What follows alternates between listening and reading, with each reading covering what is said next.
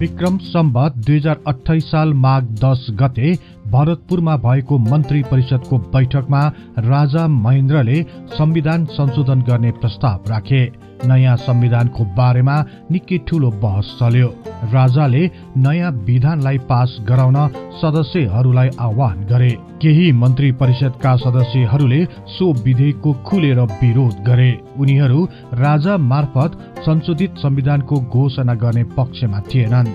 यसरी सो बैठकले कुनै निर्णय लिन नसकेपछि राजा महेन्द्रले रिसाएर माघ 17 गते काठमाडौँमा हुने क्याबिनेट बैठकबाट अन्तिम निर्णय गर्नेछु भन्दै बैठक स्थगित गरे।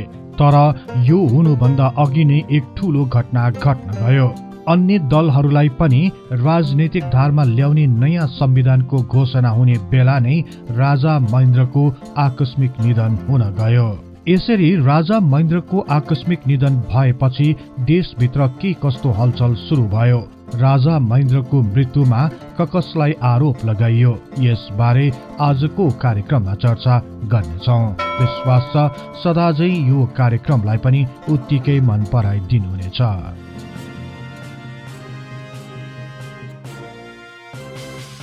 विक्रम सम्वत 2028 साल माघ 17 गते राजा महेन्द्रको आकस्मिक निधन भयो। धेरै जसोले सो निधनलाई स्वाभाविक ठानेनन्। यसबारे आम जनता तथा विभिन्न तबकाहरूमा बहस चल्न थाल्यो। राजा महेन्द्रको निधन स्वाभाविक नभएर हत्या वा आत्महत्या हुन सक्ने तर्कहरूलाई अघि सारियो। केही नजिकका स्रोतहरूका अनुसार राजा महेन्द्र स्वयंले आफ्नो मृत्यु आकस्मिक हुने बारे केही व्यक्तिहरूसँग कुरा गरेका थिए। वास्तवमा उनी सो समयताका निकै तनावमा थिए। यसले उनको स्वास्थ्यमा नराम्ररी असर पारिरहेको थियो। विक्रम सम्वत 2024 साल चैत्र 2 गते शिकार खेल्न पश्चिम नेपालको कञ्चनपुर पुगेको बेला राजा महेन्द्रलाई पहिलो पटक हृदयघात भएको थियो। आफ्ना पुर्खाहरू पनि हृदयघातका कारण चाँडै मृत्यु भएकोले उनको मृत्यु पनि हृदयघातकै कारण हुन सक्ने कुरामा उनी निकै सचेत थिए। यही कारण राजा महेन्द्रले बेला बेलामा आफ्ना नजिकका व्यक्तिहरूलाई भन्ने गर्थे, हाम्रो परिवारमा मुटु सम्बन्धी रोग वंशानुगत भएकोले मेरो पनि हृदयघात भई आकस्मिक मृत्यु हुन सक्ने सम्भावना उत्तिकै रहेको छ। आफ्नो स्वास्थ्यप्रति यति धेरै जानकार रहेको भए तापनि सावधानीपूर्वक आफूलाई सजग राख्नुपर्ने तर्फ राजा महेन्द्रले खासै ध्यान दिएनन्। आफ्नो स्वास्थ्य स्थितिलाई बेवास्ता गर्दै गर्दा देशभित्र र बाहिर घटिरहेका विभिन्न घटनाहरूले उनलाई झन चिन्तित बनाइरहेको थियो। विक्रम सम्वत 2028 साल असोज 19 गतेको दिन रौतहट र बारा जिल्लामा एक धार्मिक दंगा भड्कियो। सो साम्प्रदायिक दंगामा परि 51 जनाको हत्या हुनुको साथै 1000 भन्दा बढी घरहरू जलाइयो। केही अन्य सञ्चार माध्यमहरूका अनुसार सो घटनामा परि 250 जना भन्दा बढीको मृत्यु हुनुको साथै लाखौं रुपैयाँ बराबरको धन सम्पत्ति नाश भएको थियो। यस घटनाले राजा महेन्द्रलाई निकै असह्य बनायो। यसरी देश उच्छृङ्खल र अराजकताको भूमरीमा फस्दै गइरहेकोले आफूले नै ल्याएको पञ्चायती व्यवस्थाप्रति पुनरावलोकन गर्नुपर्ने बाध्यता राजा महेन्द्रमाथि आइपर्यो। पञ्चायती व्यवस्थाले जन्माएका नेताहरूप्रति राजाको विश्वास कम हुँदै गयो। विक्रम सम्वत 2017 सालमा ल्याएको नयाँ राजनीतिक व्यवस्थाले सोचे जस्तो देशको विकासमा खासै फड्को मार्न नसकेपछि उनले राज्य व्यवस्थामा केही परिवर्तन गर्नै पर्ने विचार गरे। यसबारे केही व्यक्तित्वहरूसँग छलफल पनि सुरु गरे। सो छलफलको क्रममा राजा महेन्द्रले राज्यको राजनीतिक व्यवस्थामा जनताहरूको हात हुनुपर्छ भन्ने भनाइ राखे। केही लेखकहरूका अनुसार राजा महेन्द्रले दलहरूमाथि लगाइएको प्रतिबन्धलाई चाँडै नै हटाउने योजना बनाएका थिए। यसको लागि 3 जना विज्ञहरूको समूहलाई नयाँ विधानको खाका बनाउन पनि अराएका थिए। सोही नयाँ विधानलाई आधार बनाएर राजा महेन्द्रले विक्रम सम्वत 2028 साल माघ 10 गते चितवनको भरतपुरमा हुने मन्त्री परिषदको बैठकमा बहुदलीय व्यवस्था सहितको नयाँ विधान घोषणा गर्ने योजना बनाएका थिए। तर भित्रभित्रै अर्कै षड्यन्त्रहरू भइरहेका थिए। राजाको हरेक गोप्य कदमहरूका बारेमा केही सांसदहरू निकै जानकार थिए। वास्तवमा यी सांसदहरू राजा तथा देशको भन्दा पनि भारतको पक्षमा काम गर्नमा तल्लीन थिए। राजाका हरेक गतिविधिहरूमाथि निगरानी राख्न दरबारभित्रका केही कर्मचारीहरूलाई गोप्य रूपमा आफ्नो पक्षमा पार्न भारत सफल भएको थियो। यिनै देशद्रोही कर्मचारीहरू मार्फत भारत र भारत पक्षधर सांसदहरूले राजाको हरेक कदमहरूको बारेमा थाहा पाइहाल्थे।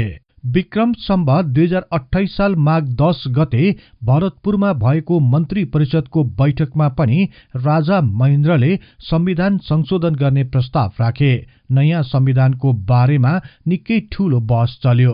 राजाले नयाँ विधानलाई पास गराउन सदस्यहरूलाई आह्वान गरे। मन्त्री परिषदका केही सदस्यहरूले सो विधेयकको खुलेर विरोध गरे। उनीहरू राजा मार्फत संशोधित संविधानको घोषणा गर्ने पक्षमा थिएनन्। यसरी सो बैठकले कुनै निर्णय लिन नसकेपछि राजा महेन्द्रले रिसाएर माघ 17 गते काठमाडौँमा हुने क्याबिनेट बैठकबाट अन्तिम निर्णय गर्नेछु भन्दै बैठक स्थगित गरे। यसरी नै छिमेकी राष्ट्र विशेष गरी भारतले नेपालले स्वतन्त्र रूपमा गरेको हरेक योजनाहरूमाथि हस्तक्षेप गर्ने नीतिलाई अघि बढायो। भारतका तत्कालीन प्रधानमन्त्री इन्दिरा गान्धीले नेपाल सरकार भारतले अघि सारेको योजना अनुसार चलोस् भन्ने चाहन्थिन्। तर राजा महेन्द्रले नेपालको हिमाली नाकामा रहेका 17 भारतीय चेकपोस्टहरू तुरुन्त हटाउने निर्णय गरेपछि भारतीय प्रधानमन्त्री इन्दिरा गान्धी निकै क्रुद्ध बनेकी थिइन्। विक्रम सम्वत 2028 सालमा नै भारतकै सहयोगमा पूर्वी पाकिस्तान एक नयाँ राष्ट्रको रूपमा स्थापित हुन गयो। पाकिस्तानबाट छुट्टिएर स्वतन्त्र बनेको सो राष्ट्रको नाम बंगलादेश राखियो। विक्रम सम्वत 2028 साल माघ 2 गतेका दिन नेपालले एक स्वतन्त्र तथा सार्वभौम सत्ता सम्पन्न राष्ट्रको रूपमा बंगलादेशलाई मान्यता दिएको घोषणा गर्यो। पाकिस्तानको विभाजनमा भारतको प्रत्यक्ष हस्तक्षेप रहेको कारण राजा महेन्द्र निकै चिन्तित देखिए। यसका साथै भारतीय प्रधानमन्त्री इन्दिरा गान्धीले नेपालको तराई भूभाग टुक्राउने योजना बनाउँदै गरेको हल्ला सुनिन थाल्यो। यसबाट राजा महेन्द्रले आफू एक्लिँदै गएको महसुस गरे। तर राष्ट्रियताको सवालमा राजा महेन्द्रले भारतका प्रधानमन्त्री इन्दिरा गान्धी समक्ष आफ्नो स्पष्ट अडान राखे। यति हुँदाहुँदै पनि भारत आफ्नो योजनालाई जसरी भए पनि अगाडि बढाउन चाहन्थ्यो। विशेष गरी भारतले नेपाल, श्रीलङ्का, भुटान, पाकिस्तान र बंगलादेशलाई आफ्नो सुरक्षा छाताभित्र राख्ने योजना बनाएको थियो। तर सो योजना सोचे जस्तो सहज रूपमा सफल हुन सकिरहेको थिएन। भारतको दृष्टिमा सो योजना असफल हुनुमा राजा महेन्द्र नै एक ठूलो बाधक रहेको विश्वास गर्थे। यही कारण पनि भारतीय प्रधानमन्त्री इन्दिरा गान्धीले राजा महेन्द्रलाई घुँडा टिकाउन अनेक प्रयास गरिरहिन्।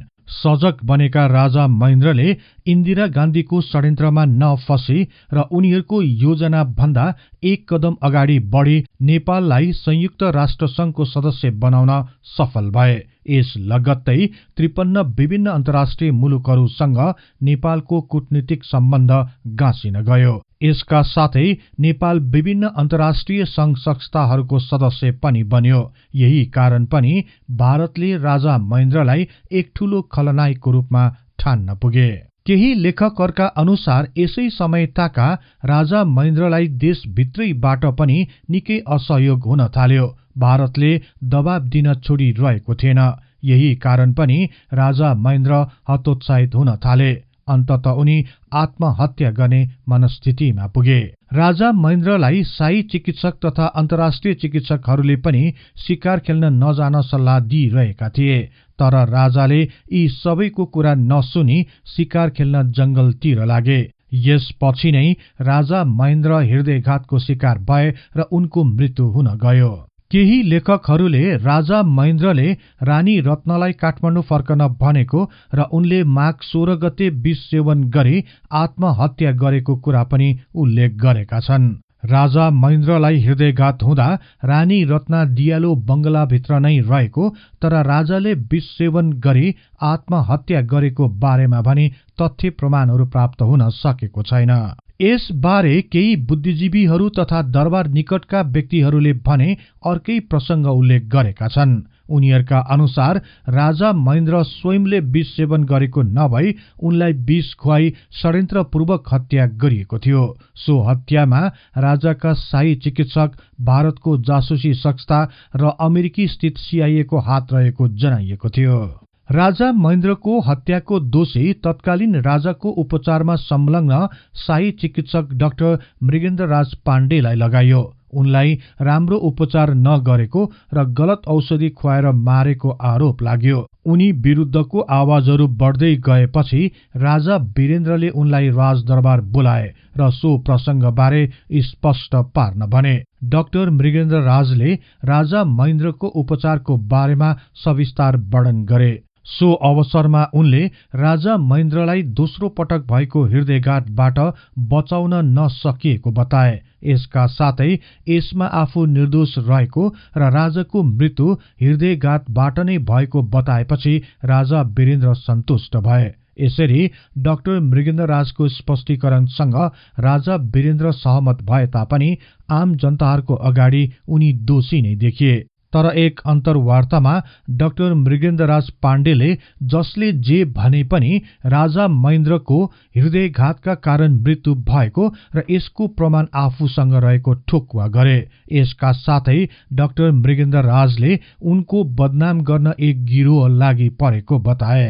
राजा महेन्द्रको मृत्युमा शाही चिकित्सक मात्र नभएर भारतीय चिकित्सक डाक्टर ML भाटिया पनि मुछिए। उनी आएर उपचार थालेपछि राजाको स्वास्थ्य झन नाजुक भएको र उपचारको न्यूमा लापरवाही र षड्यन्त्र गरेको आरोप लगाइयो। डाक्टर ML भाटिया भारतका प्रख्यात चिकित्सक थिए। उनले नै भारतमा पहिलो पटक पेसमेकर सफलतापूर्वक प्रत्यारोपण गरेका थिए। तर राजा महेन्द्रको उपचारको क्रममा भने उनले लापरवाही नै गरेको आरोप लगाइयो। अझ कतिपयले दियालो बंगलामा राजाको उपचार गर्ने क्रममा आवश्यक स्रोत र साधन बिना नै अपरेसन गर्ने प्रयास गरेको भनी दोष लगाइयो। यसका साथै भारतीयहरूको षड्यन्त्रमा परि उपचारको बहानामा कतै राजालाई विष दिएका थिएनन् भनी शंका पनि गरियो। यी यस्ता विभिन्न आरोपहरूको बारेमा हल्ला चलेको भए तापनि यसबारे खासै तथ्यहरू पत्ता लाग्न सकेन। यस्तै राजा महेन्द्रको मृत्युको सम्बन्धमा अमेरिकी जासुसी संस्था CIA विरुद्ध पनि केही प्रसंगहरू उठे। चितवन स्थित टाइगर टप होटेलका तत्कालीन मालिक जोन कोपम्यान हृदयघात हुने समयमा उनी राजासँगै थिए। यसबारे उनी स्वयंले केही पत्र पत्रिकाहरू मार्फत जानकारी गराएका थिए। राजा महेन्द्र र जोन कोपम्यानको राम्रो सम्बन्ध थियो।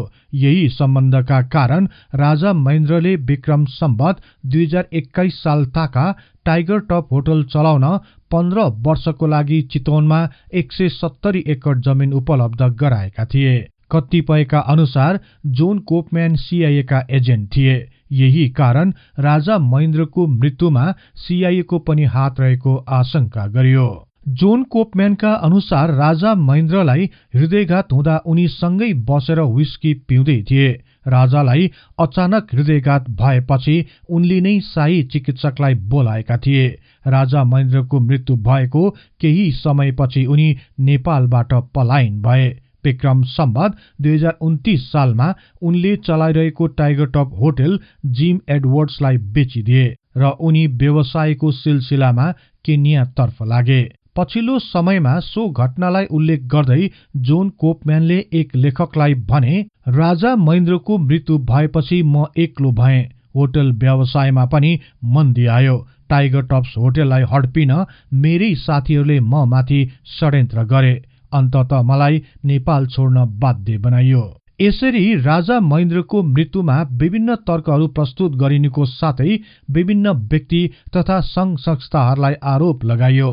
तर राजा महेन्द्रको मृत्यु भएको 52 वर्षपछि सम्म पनि यसबारे तथ्यहरू प्रकाशमा आउन सकेनन्। यसरी आफू अनुकूल शासन सत्ता चलाएको 11 वर्षपछि एक राष्ट्रसेवक र विकास प्रेमी नेताको रूपमा परिचित राजा महेन्द्रको रहस्यमय अवसान हुन गयो। यहाँहरूलाई यो कार्यक्रम कस्तो लाग्यो कृपया कमेन्ट बक्समा लेखिदिनुहोला। यस्तै तथ्य इतिहासको लागि हिस्ट्री इन नेपाली च्यानललाई सदैव सम्झनुहोस्। इतिहासको कुनै पनि कालखण्ड बारे तपाईले सुन्न र बुझ्न चाहना राख्नु भएको छ भने तल रहेको कमेन्ट बक्समा उल्लेख गर्नुहोस्। हामी सो बारे प्राथमिकताका साथ कार्यक्रम बनाउनेछौँ। जाँदा जाँदै यस च्यानललाई लाइक, शेयर र सब्स्क्राइब गर्दै बेल आइकनमा क्लिक गरी हाम्रो यो तथ्य इतिहासको ज्ञान प्रसार गर्ने लक्ष्यलाई नियमित साथ दिन अनुरोध गर्दछौँ। अन्तमा अर्को नयाँ र रोचक कार्यक्रम लिएर आउने बाचा गर्दै अहिलेलाई म बिदा हुन चाहन्छु। हवस् त, नमस्कार।